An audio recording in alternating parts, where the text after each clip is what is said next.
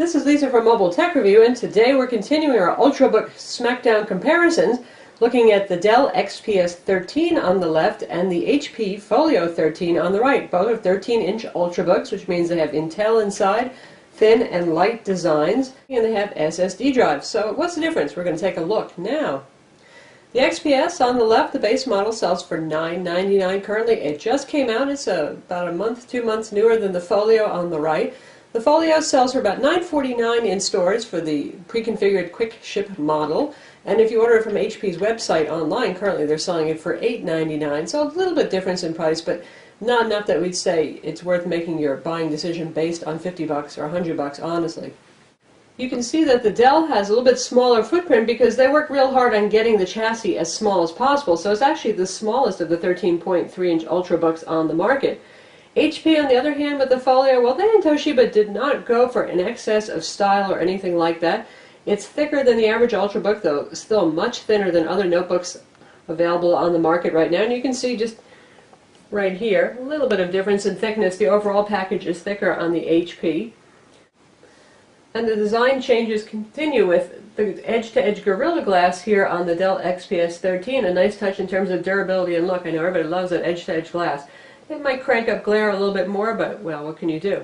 The HP has a very thin bezel, but as we noted in our video review of the Folio 13, there's still a black border on the LCD, which negates the effect somewhat. We're not really sure about that. I think HP just did that so they could say, well, we got a really skinny bezel here, but they're still using a panel that doesn't actually come out to the edges anyway.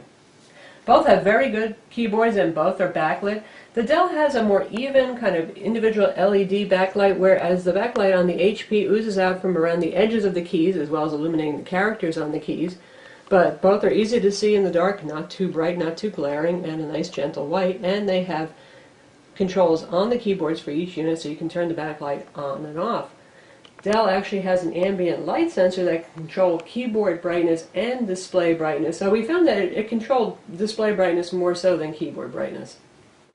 Right now the Folio is available in only one version. That's funny, most Ultrabooks come with ULV, that's ultra low voltage Intel Core i5 CPUs, and there's a Core i7 step-up model. With the Folio right now you just get the i5 running at 1.6 gigahertz, which is the same CPU used in the Dell XPS 13.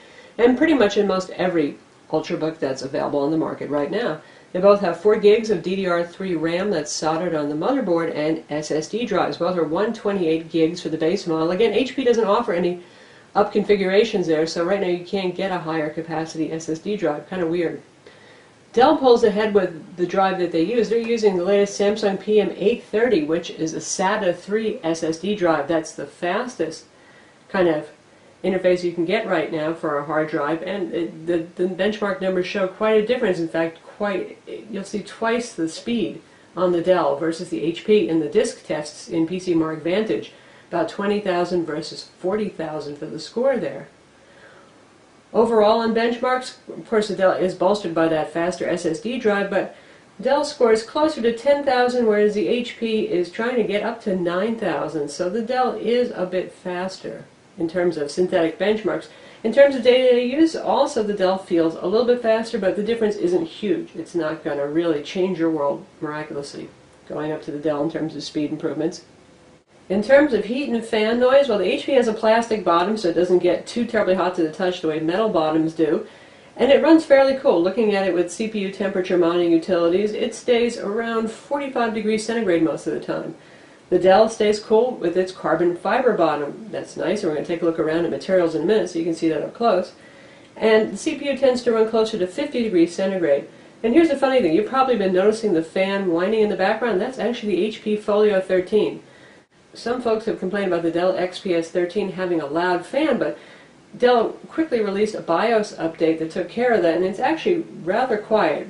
Both machines will run a little bit more loudly the first couple of days as Windows indexes files and stuff like that, but we've had them both about the same amount of time, and the Dell is pretty quiet now. The HP just likes to go "Whoa" pretty much all the time. That said, it doesn't really impact battery life, and the Folio has good battery life. HP claims 9.25 hours versus 8 for the Dell for their claim time. And you know, manufacturers always claim more than you're actually going to see, but the Folio does manage to run a good 7 hours on a charge versus 6 hours on average for us with the Dell. Now we're taking a look at the lid of both models, as you can see, and this is probably the HP's most attractive viewing angle. You've got a brushed aluminum lid here, a hint of champagne coloring, and the Dell has its smooth aluminum lid, very lozenge shaped, rounded on the corners, a bit like the MacBook Air. Obviously the Dell has a smaller footprint. If we put them on top of each other, you can see that. Not a huge difference there, but you know, every little bit counts if you're looking for a ultra portable. From the side view, you can see, well, the Dell has a taper, so it's thinner in the front. And most style-oriented Ultrabooks, well, they do the taper thing to give them some style and make them look thinner. HP goes with the same thickness all around, kind of like your average notebook, and it is thicker, and the black plastic runs around to the bottom side here. And there's our side view. So clearly Dell is going for the style thing, which a lot of Ultrabook manufacturers are, because they are competing with the MacBook Air. The Asus ZenBook is certainly high styling. This guy is absolutely gorgeous looking. HP, not as much. Now looking at the undersides, we have nice soft touch plastic here. Most Ultrabooks are metal on the bottom, but HP went with plastic. And other than from a cosmetics and vanity perspective, we won't complain too much because it does stay cooler than metal and it is easier to grip on without dropping. Now the Dell has that carbon fiber bottom, really cool, very unique construction element there. Literally it does stay cool, looks nice, is durable, and kind of again sets the tone for some serious style going on here. Both of these have bottoms that can be removed. You can see a whole lot of screws on the HP here. This will keep you quite busy if you want to take this guy apart. And we've got screws on the Dell, not quite so many, and just laid out around the edges where you can find them a bit more easily. But really there's not a whole lot to upgrade in Ultrabooks. The memory is soldered on the motherboard. You can upgrade the SSD drive if you wish to do so, and you can access the wireless card in both of these too if you want to swap them. And HP goes for a more traditional look. You've got the usual print with model number information, a million certifications. You've got your product tags right here. And Dell hides them nicely under this neat little lift-up aluminum lid here to try to keep the look pretty. Now we've seen manufacturers of Ultrabooks that are design conscious try to hide them, like the Asus ZenBook UX31 actually puts the product tags on the charger. Go figure. It's interesting what happens if you swap your charger, your product tag kind of changes. But anyway, you know, manufacturers are trying to make them look prettier and not show as much ick. And in the case of HP, well, they let all hang loose. Now as we continue our look inside, cosmetically mostly speaking, you can see we've got that kind of signature Dell XPS black surface here. It looks really cool, and this is magnesium alloy here. Again, every surface is pretty much premium on the Dell, and it's got some soft touch paint on it. Dell also uses a buttonless trackpad here, and when the machine first came out, well, the trackpad drivers were not so great, but we've gotten some beta drivers direct from the folks at Dell, and I can tell you there's definite hope. With the new drivers, awesome trackpads, so I would put them basically on par with each other in terms of trackpad usability and multi-touch functionality. And the Folio, as far as I can tell, this is aluminum as well here on the deck, and this has a very, well, mostly HP Pavilion kind of look, which isn't a bad thing. You've got this slightly sunken keyboard, large trackpad. It's HP's usual buttonless trackpad, and you've got an on-off there to deal with palm rejection issues. The HP has a little bit more flex on the keyboard deck, but really just about nothing. It's not like the NV15 folks, which was a trampoline. And both are very good keyboards. I like the Dell's larger sculpted keys, a little bit more travel, but honestly, if you're a writer, both of these are quite good, and they're better than the ZenBook or the Toshiba Portage Z835 when it comes to typing by far. Now here's an important one, display quality. After all, that's what you interact with more than anything else other than perhaps the keyboard at times. Both of these have 1366 by 768 displays. That's kind of your basic standard Ultrabook resolution. I don't have an issue with it. It's pretty easy on the eyes. Good match for the display size. There is not a higher resolution option for either. Both of these use LED backlit TN panels. There is no IPS option. With HP, they would love you to upgrade to the NV14 Spectre if you want something that's Ultrabooky with an IPS display. Likewise with Dell, they have the 14Z and the 15Z if you want to get into nicer quality displays.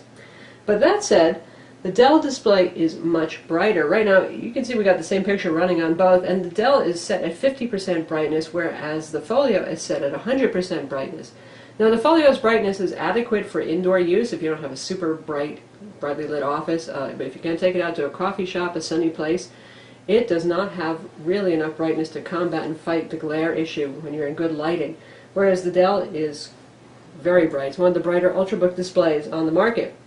Viewing angles for both are okay, not super great. Again, these are not IPS displays. In contrast, I give a slight edge to the HP. It has maybe a hair more contrast, but they're pretty close. So mostly the Dell wins for having edge-to-edge Gorilla Glass and having a much brighter display. Now again, in terms of performance, the Dell XPS 13 benchmarks faster, feels a little bit faster, but we're not talking a wild difference here, so we're not going to show you how Word and Photoshop run on each of these because it's relatively similar. That's not a big deciding factor here. If you need more storage, however, the Dell is obviously the better choice because you can get a 256 gig SSD drive, and if you need faster storage, it's also quite nice.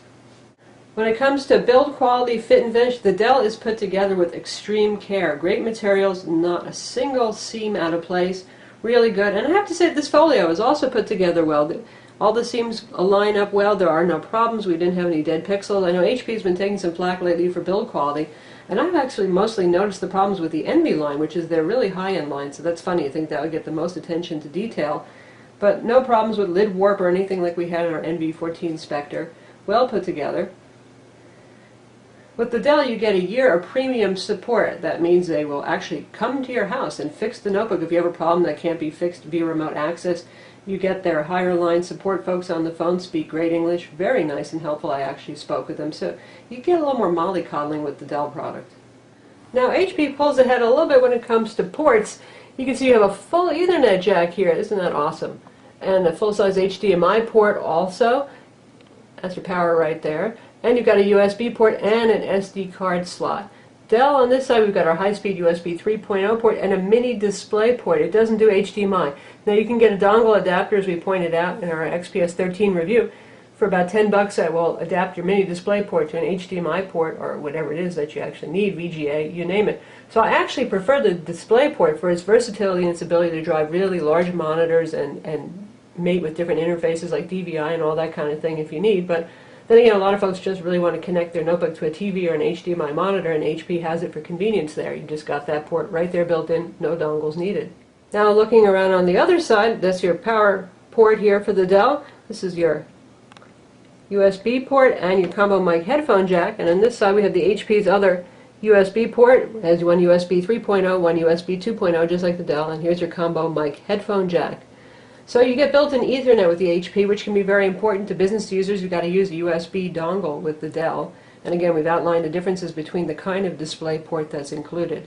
Both of these notebooks have Intel HD 3000 graphics. That's standard for the Ultrabook design. And right now, given the size of the motherboards and heat dissipation issues, you're not going to get dedicated graphics on either of these machines or on any other Ultrabook right now. So for serious 3D gaming with Battlefield 3, well, unless you really want to go with really low resolution and don't mind some low FIPS and low quality settings, these are not really meant for gaming. You can do some video editing on these with 4 gigs of RAM and no GPU to help you out, though. You know, it's not going to be as excellent a solution as a bigger laptop with a faster CPU and dedicated graphics and more RAM.